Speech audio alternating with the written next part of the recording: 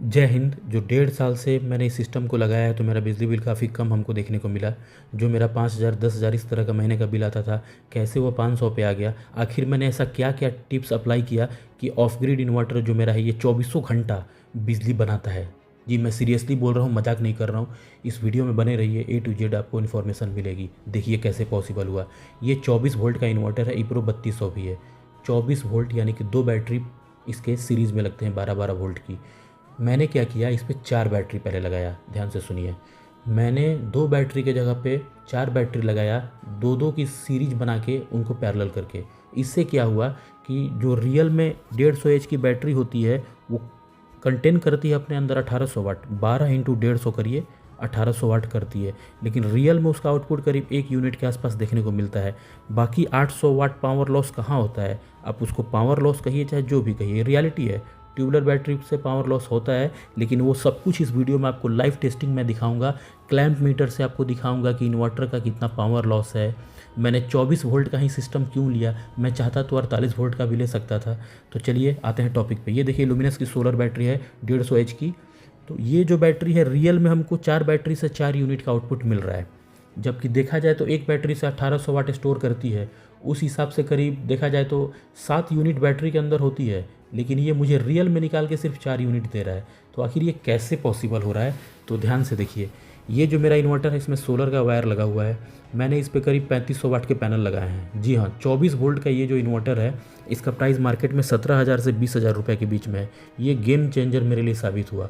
क्यों हुआ मैं बता रहा हूँ आपको। इस पे मैंने 4 बैटरी लगाया। 4 बैटरी का कोई भी सोलर इन्वर्टर मार्केट में है उसका प्राइस करीब 35,000 से ऊपर ही है। 48 वोल्ट में सिस्टम ले तो अच्छी इन्वर्टर की मैं बात करूँ तो।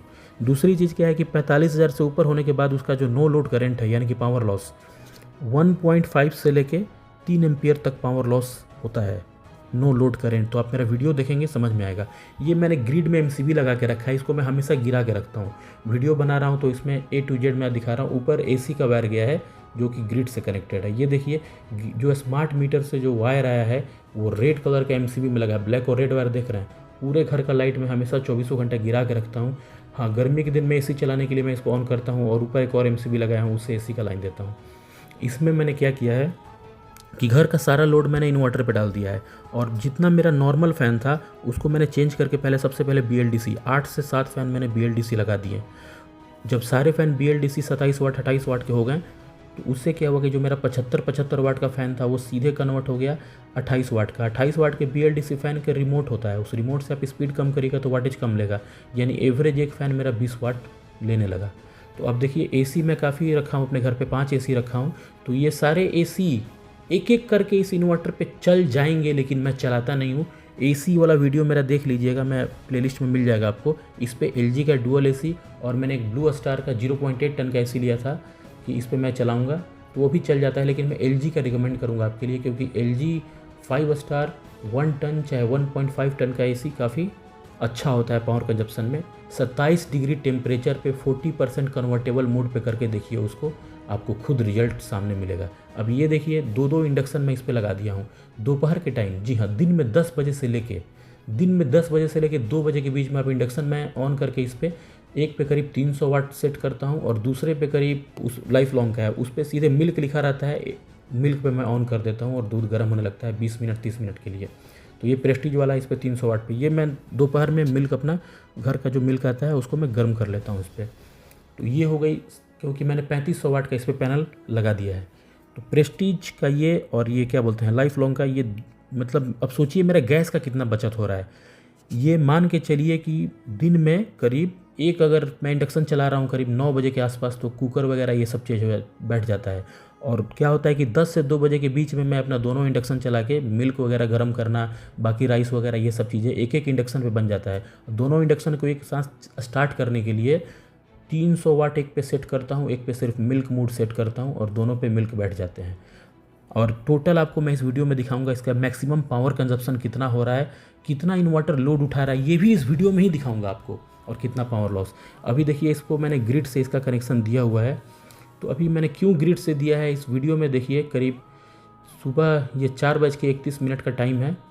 तो इसको ग्रिड से कनेक्शन देने पे क्या हुआ था, करीब 260 वाट 260 वाट ग्रिड से मिल रहा है इसको।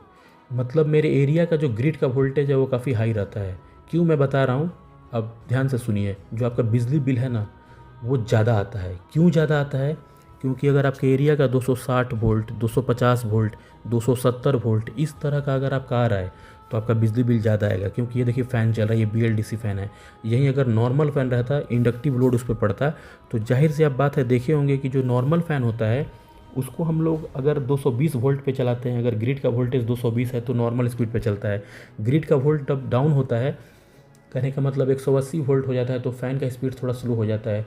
लेकिन वहीं ग्रिड का वोल्ट जब 260 होता है तो उस फ़ैन का स्पीड काफ़ी तेज़ हो जाता है, उसका पावर कंजप्शन बढ़ जाता है। 75 वाट का फ़ैन करीब 85 वाट लेने लगता है, और इस तरह आपके इक्विपमेंट भी ख़राब हो सकते हैं। ये सब जो इन्वर्टर आप देख रहे हैं, ये सब जो AC देख रहे हैं, इसको मैं डायरेक्ट ग्रिड से यूज़ करता हूँ। इसी के लिए मैं ग्रिड अपना रखा हूँ, क्योंकि मैंने 5 AC लगाए हैं तो इसके लिए ग्रिड चाहिए। और ये जो टीवी क्यों ख़राब हो जाते हैं इन्वर्टर से, क्योंकि जब आप वॉशिंग मशीन चलाते हैं, समरसेबल रन करते हैं, काफ़ी लोड 2000 वाट के आसपास लोड एक साथ चलाएंगे, उसी वक्त टीवी स्टार्ट कर देंगे तो टीवी ख़राब होता है। इसीलिए स्प्लाइज़र ज़रूर टीवी के साथ रखें, क्योंकि करंट फ्लैक्चुएट करता है। वॉशिंग मशीन चलेगा लेफ्ट कभी राइट, तो देखे होंगे आप ध्यान से, जिनके घर में 24 वोल्ट का इन्वर्टर है, अपना लोड चला रहा है, हल्का करंट फ्लैक्चुएट करता है हैवी लोड पर। और मैं चाहता तो 48 वोल्ट का भी सिस्टम लेता, लेकिन 48 वोल्ट का पावर लॉस बहुत ज़्यादा हो जाता। कैसे? 48 वोल्ट का DC एम्पियर, 1 एम्पियर में करीब 48 वाट, अगर 48 वोल्ट का सिस्टम है तो 2 एम्पियर में करीब पावर लॉस करता है। 2 एम्पियर से लेकर 3 एम्पियर NLC होता है, नो लोड करंट, यानी कि 150 वाट, 100 से लेकर 150 वाट पर आवर बैटरी से वो खींचते रहता है। अब ये 24 वोल्ट का सिस्टम है, इसका 1 एम्पियर DC हो गया करीब 24 वाट। अगर ये 2 एम्पियर करीब करता है, इसका नो लोड करंट रहता है, तो करीब ये मान के चलिए 48 वाट ही पावर लॉस करेगा। तो उस रेशियो से देखा जाए तो मैंने काफ़ी अच्छा सिस्टम लिया। यहाँ पे देखिए मैंने इन्वर्टर को अभी ऑफ़ करके रखा है, तो बिल्कुल ना के बराबर ये करंट बैटरी से ले रहा है। अपने आंखों के सामने लाइव देखिए, मैंने सोलर से इसका पावर निकाल दिया है, तो इन्वर्टर के अंदर सिर्फ अभी करंट जा रहा है। लेकिन मैं आपकी आंखों के सामने इन्वर्टर को अभी ऑन करूंगा और A to Z सब कुछ दिखाऊंगा, बने रहें। देखिए इन्वर्टर पे यहाँ पे अभी प्रेस बटन में इसका रेड वाला ऑन करूंगा, बिल्कुल ना के बराबर ये बैटरी से करंट ले रहा है स्टैंड बाई मोड में। लेकिन जैसे मैंने इसको ऑन किया, ध्यान से देखिए, पहले तो ये पूरा एनर्जी खींचता है अच्छा खासा बैटरी से, करीब 40 एम्पियर। लेकिन जैसे 2 से 4 सेकेंड बीत जाते हैं ना, अब ये रियल एम्पियर घर के जो लोड है उस पर आ जाएगा। अब देखिए कितना वाट ये घर का लोड ले रहा है, करीब 10 एम्पियर, 9 एम्पियर। तो मेरे घर का लोड काफ़ी फ्लैक्चुएट होता है, क्योंकि मैं 2 रेफ्रिजरेटर लगा के रखा हूँ, दोनों इन्वर्टर टेक्नोलॉजी का है। तो यहाँ पे देखिए 9.6 एम्पियर अभी ये घर का लोड लेने लगा। तो 9% लोड पे ये 9.6 एम्पियर ले रहा है। 208 वाट घर का भी लोड चल रहा है मेरे, और मैंने सोलर से अपने वायर को निकाल दिया इन्वर्टर से। तो अपने आंखों के सामने देखिए 209 वाट, 208 वाट ये हमको देखने को मिल रहा है। तो ये क्या कर रहा है, 245 वाट बैटरी से ले रहा है, 209 वाट ये इन्वर्टर से दे रहा है। इसका DC to AC कन्वर्जन देखिए 85.71% इफिशियंसी, 85% से ऊपर इफिशियंसी मुझे देखने को मिली, काफ़ी सही है। तो मिला जुला के यही देखने को मिल रहा है। जो इसका पावर लॉस है ना, जो नो लोड करंट है उसी के आसपास ये दिखा रहा है। तो इन्वर्टर ये अच्छा है। सारे ट्रांसफार्मर वाले ऐसे ही पावर लॉस करते हैं। ये देखिए 8.5 एम्पियर ले रहा है यहाँ पे, 217 वाट ये बैटरी से ले रहा है, और इन्वर्टर से ये 181 वाट दे रहा है। 36 वाट का पावर लॉस, करीब 36 वाट का पावर लॉस यहाँ पे आपको देखने को मिला। तो मिला जुला के ये इन्वर्टर अच्छा है। यहीं अगर 48 वोल्ट का सिस्टम होता तो उसका नो लोड करंट जो है करीब 2 एम्पियर, 1.5 एम्पियर, इस तरह से वो पावर लॉस ज़्यादा कर देता। अब मैं सारा स्विच ऑफ गिरा दिया MCB घर का, करीब 47 वाट ये अपना इन्वर्टर पावर लॉस करता है। देखिए यहाँ पे इन्वर्टर, यहाँ पे 9 फैक्टर है, 0.9। अब मैं क्या कर रहा हूँ कि फिर से मैंने ग्रिड को ऑन करा दिया। इन्वर्टर ही बैटरी पे चल रहा था, अब इसके अंदर ग्रिड का करंट बाईपास हो गया। देखिए SL4 मोड में ये बैटरी को बिल्कुल भी चार्ज नहीं कर रहा है, ना के बराबर है, माइनस में दिखा रहा है। 0.1 DC एम्पियर सीधे दिखा रहा है। तो ये लोग जो कहते हैं कि ये बैटरी को चार्ज कर रहा है SL4 मोड में, पता नहीं कैसे वो लोग का सिस्टम चार्ज कर रहा है। आंखों के सामने देखिए, बिल्कुल मैं गलत इन्फॉर्मेशन नहीं दे रहा हूँ। मेरा वीडियो बहुत ऑथेंटिक होता है, मैं गलत कभी आज तक मैंने अपने चैनल पे इन्फॉर्मेशन नहीं दिया। मैं बहुत ही रेयर वीडियो बनाता हूँ और ऑथेंटिक बनाता हूँ। यहाँ पे देखिए ये बिल्कुल आंखों के सामने SL4 मोड में बैटरी को चार्ज नहीं कर रहा है। मे भी हो सकता है जो ट्रोन वाले मॉडल हो उसमें ऐसा कुछ हो। हाँ, रात को हो सकता है कि अगर आप ग्रिड से दिए हो, ये दिन का टाइमिंग है तो ये काफ़ी एडवांस है। ePro बहुत एडवांस टेक्नोलॉजी के साथ आता है, तो मे भी नाइट में ये ग्रिड से चार्ज करता हो, लेकिन मुझे ग्रिड की ज़रूरत ही नहीं पड़ती, क्योंकि मैं रात में अपना सारा घर का लोड बैटरी से चलाता हूँ और दिन में सोलर से। 2 बैटरी की जगह पे 4 बैटरी लगाने के मुझे काफ़ी फ़ायदे हुए। वीडियो में बने रहे, बता रहा हूँ कैसे। अगर देखिए मैं क्या कर रहा हूँ कि अपना 14 से 15 घंटे रात को बैटरी से बैकअप ले रहा हूँ। अपने घर का पावर कंजप्शन को मैंने कम कर दिया है। तो मुझे क्या है कि बिजली बिल तो 5 साल तक तो कम आना ही है, ऊपर से क्या है कि जो पावर लॉस है वो भी मेरा कम हो जाता है, जो ग्रिड से पावर लॉस ज़्यादा होता है। ये देखिए यहाँ पे 384 वाट ये ले रहा है बैटरी से, और इसमें क्या कर रहा है कि 336 वाट आउटपुट दे रहा है इन्वर्टर से। DC टू AC कन्वर्जन इसका कितना आ रहा है, 87.5% इफिशियंसी, जो कि काफ़ी अच्छी है।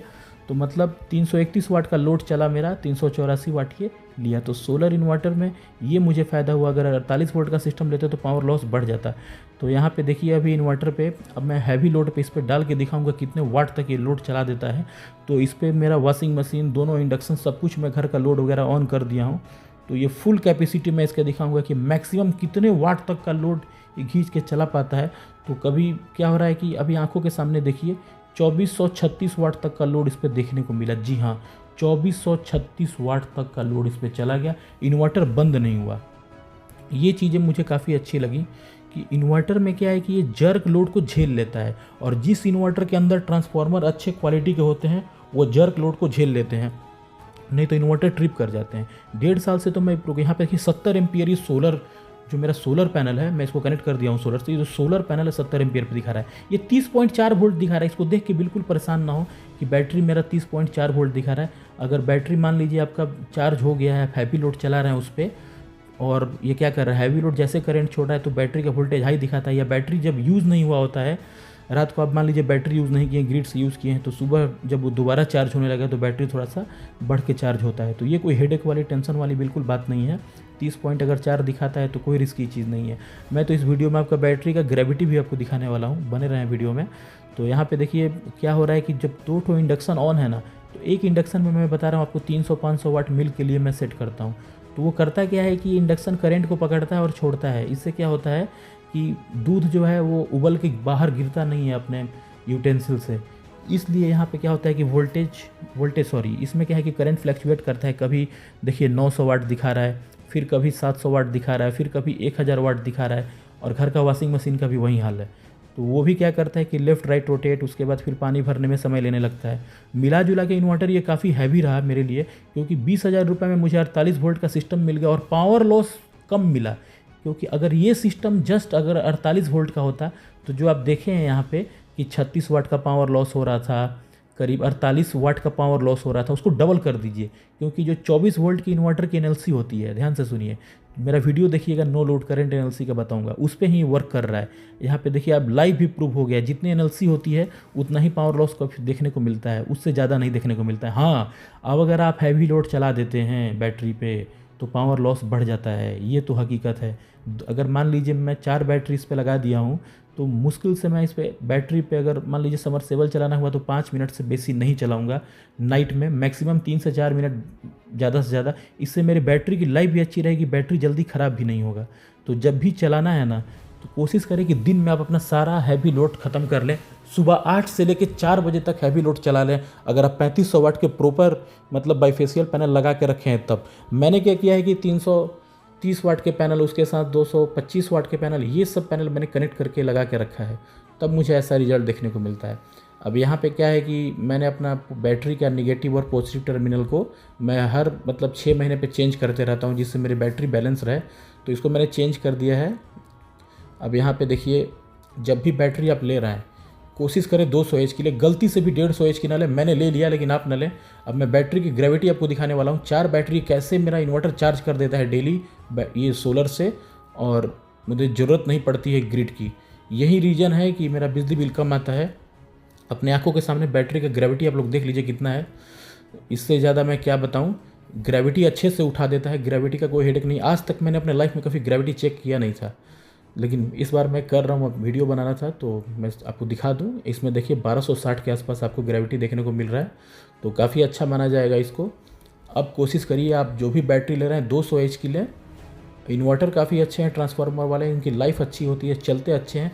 कोई भी अगर ट्रांसफार्मर का इन्वर्टर है, इसमें आंखों से देखिए 1260 की ग्रेविटी आपको देखने को मिल जाएगी। 1260 से इसको अच्छी बहुत बैटरी चार्ज हो जाती है। तो कोई भी अगर आप इन्वर्टर ले रहे हैं उसकी 80% से ऊपर ही एफिशिएंसी देखने को मिलती है। और यहाँ पे जो कॉपर इन्वर्टर होते हैं उनकी एफिशिएंसी आपको करीब 90%, 92% ये देखने को मिलती है। तो कॉपर इन्वर्टर की आपकी जो एफिशिएंसी अच्छी मिल जाती है। लेकिन अगर आप एल्युमिनियम ट्रांसफार्मर के इन्वर्टर रखें तो बैटरी ज़्यादा एच की ले लें। कहने का मतलब आप उसको ज़्यादा, उससे ज़्यादा बैकअप आपको कॉपर से अगर लेना है तो आपको बैटरी ज़्यादा एच की रखनी होगी। ये देखिए मैंने ग्रिड को ऑन कर दिया, रात का समय है और इन्वर्टर के अंदर मैंने ग्रिड का सप्लाई ऑन कर दिया। अपनी आंखों के सामने लाइव आप लोग देखिए आपका बिजली बिल क्यों ज़्यादा आ रहा है। तो ये इन्वर्टर के अंदर ग्रिड की करंट दौड़ चुकी है, डिस्प्ले का कलर चेंज हो चुका है। अब ये देखिए 265 वाट, 264 वाट आंखों के सामने। वोल्ट को देखिए 262.3 वोल्ट, क्योंकि ग्रिड का वोल्टेज ज़्यादा है मेरे एरिया में, इसीलिए मेरे घर का जो नॉर्मल 234 वाट ही जो इन्वर्टर चला रहा था वो अब ग्रिड से 264 वाट कर दिया। और वो आउटपुट था, डिजिटल एनर्जी मीटर जो है वो इन्वर्टर से आउटपुट निकला था, जो कि इन्वर्टर का कोई करंट नहीं माना जाएगा। आपका बिजली बिल क्यों ज़्यादा आ रहा है, ये जो भी मैंने लाइव एक्सपेरिमेंट किया है अपनी आंखों के सामने देख लीजिए। देखिए ये डिजिटल एनर्जी मीटर है, ये जो डिजिटल एनर्जी मीटर है ये मेरे इन्वर्टर से आउटपुट में कनेक्ट है। यानी कि इन्वर्टर से जो भी करंट आ रहा है सबसे पहले इस डिजिटल एनर्जी मीटर के अंदर जाता है, उसके बाद मेरे घर में जाता है। और अभी मैं क्या करूँगा, इन्वर्टर के स्विच को भी ग्रिड ऑन किया था, ग्रिड को ऑफ कर दिया। यहाँ पे देखिए मेरा रियल घर का जो कंजप्शन है ना 234 वाट वो शो करने लगा। और जो आइडियल होता है 220 से 230 वोल्ट, यानी कि 228.4 वोल्ट, 0.98 पावर फैक्टर, यानी मेरे घर का रियल कंजप्शन पावर जो है 234 वाट ही है। लेकिन जैसे मैं इसके अंदर ग्रिड का कनेक्शन ऑन कर दे रहा हूँ तो बढ़ के सीधे 261 वाट हो जा रहा है। ये क्यों पावर कंजप्शन 25 वाट ज़्यादा लेने लग रहा है ग्रिड से, मेरे घर का लोड क्यों ज़्यादा दिखा रहा है जब मैं ग्रिड से कनेक्ट कर रहा हूँ। रीज़न ये है कि एरिया में मेरे 260 वोल्ट आ रहा है। तो जब 260 वोल्ट आएंगे तो जो भी मेरे इंडक्टिव लोड हैं, जो कि नॉर्मल कॉइल वाले फ़ैन हैं, वो जब भी देखिएगा आप नोटिस करिएगा जब वोल्ट ज़्यादा रहते हैं तो फ़ैन तेज़ चलने लगते हैं। और मैंने अभी वो फ़ैन ऑन किया है तो यहाँ पे आंखों के सामने देखिए 25 वाट ज़्यादा आ रहा है 1 घंटे में, यानी कि 10 घंटे में 250 वाट, 20 घंटे में करीब 500 वाट। तो महीने भर में ज़्यादा बिजली बिल ग्रिड से इसीलिए ज़्यादा आ रहा है क्योंकि वोल्ट एरिया में अगर ज़्यादा है, एक रीज़न